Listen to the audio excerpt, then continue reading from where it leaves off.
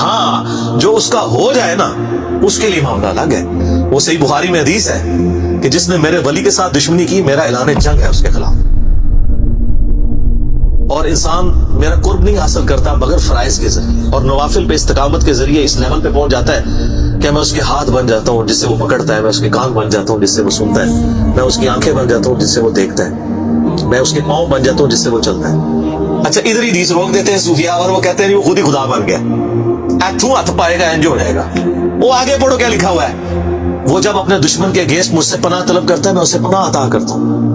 اگر وہ اللہ ہی سے پناہ طلب کر رہا ہے تو وہ پھر ہاتھ مارنے جو کہتا ہوں نا یہ ہاتھ بن جاتا ہوں, پاؤں بن جاتا ہوں, کان بن جاتا ہوں, اس سے مراد یہ کہ اس کا اوڑھنا بچھونا پھر میں ہی بن جاتا ہوں. قل ان صلاتي ونسكي ومحياي ومماتي لله رب العالمین.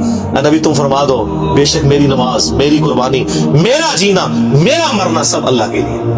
اوڑھنا بچھونا اللہ بن جاتا ہے.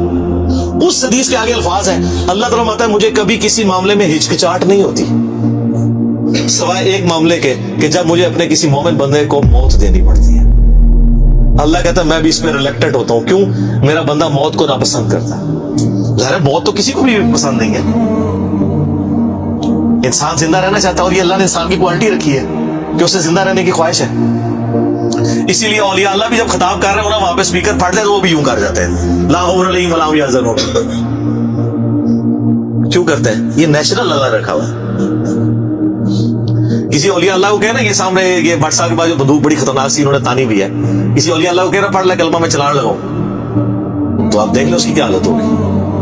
یہ اللہ نے نیچرل رکھا ہوا ہے. موت تو اللہ فرماتا ہے کہ میں بھی ریلیکٹڈ ہوتا ہوں. وہ اپنی موت کو ناپسند کر رہا ہوتا ہے اور میں اسے موت دے کے اپنے پاس لانا چاہتا ہوں.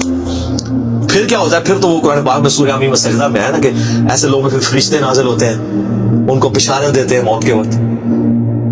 اور پھر سنن ابی داؤد میں, سنن نسائی میں بڑی ڈیٹیلڈ احادیث ہیں کہ جب ایمان والے کی موت کا وقت قریب آتا ہے تو باقاعدہ اس کو آمادہ کیا جاتا ہے کہ وہ خود کہے کہ میں مرنا ہے. وہ جب سب کچھ دیکھتا ہے وہ کہتا ہے ٹھیک ہے جان دو. پہلے نہیں کہتا جان دو. بڑا مشکل کام ہے.